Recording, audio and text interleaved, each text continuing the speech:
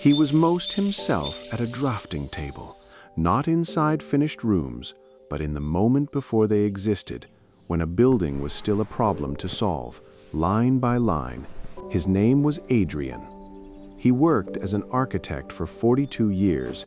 In that time, he designed a children's hospital where the ceiling softened the afternoon light, so a child lying in bed wouldn't feel exposed.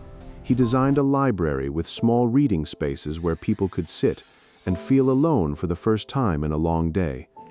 He designed schools with corridors wide enough so no one had to step aside. Everything he built was careful, measured, thought through. None of it was for himself. His life, he lived in rented rooms for 42 years, different places, same pattern, a bed, a table, his tools, enough to sleep. Then leave. He didn't think much about it. It didn't feel like a problem. His work, his buildings were full of decisions people didn't notice. That was the point. Light placed so it felt natural, not harsh. Spaces wide enough to remove tension, corners designed so people felt comfortable without knowing why. He designed how people would feel inside a space, then went home to rooms he chose for convenience. The rooms he lived in 11 different rooms.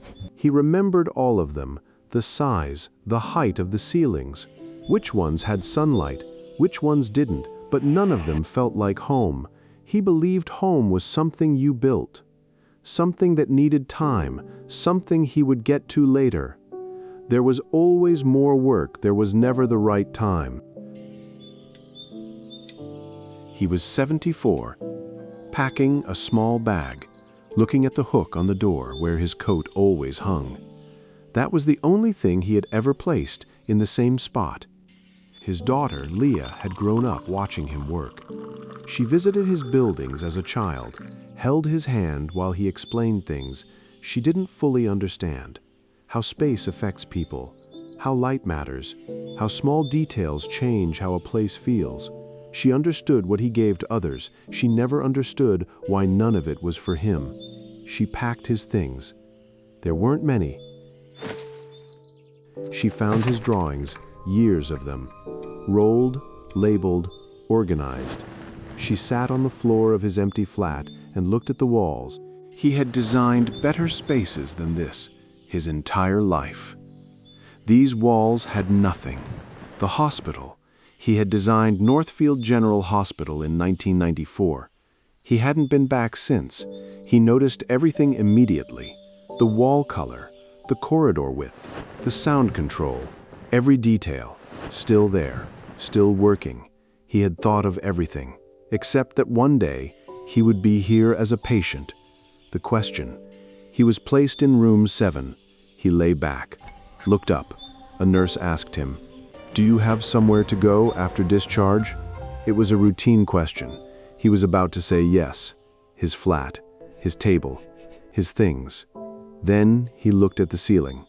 The ceiling, he knew that ceiling, not from memory, from making it, the shape, the curve, the way the light spread. He had argued for that design because harsh light makes people feel exposed, and he didn't want that for the person lying in that bed. Now he was that person. The light fell exactly as he had planned, soft, even, calm. His daughter brought one of his old drawings. He didn't ask for it. She unrolled it, his handwriting, his notes, exact measurements. This matters. He had written that. He looked at the drawing, then the ceiling, then his hands. He had built this room for someone he didn't know. That person was him, understanding. For years he thought home was something ahead of him, something he hadn't reached yet. Now he understood. Every time he sat at a drafting table and gave full attention to a space, he was already there. Every building was a place he had lived in. Not physically, but completely. He had built his home across many places. For many people, he just never stayed. Now he was in one of them, ending. He died in room 7, in the building he designed, under the ceiling he once argued for. Leah placed a small plaque there, not listing his achievements, not his projects. Just a simple truth. He built this for the person in the bed. Sometimes that person was a child, sometimes a stranger, and once it was himself. The light in the room stayed soft, the way he designed it. People resting there felt calm. They didn't feel alone. He had built that. Some people spend their lives building for others and forget to build something for themselves.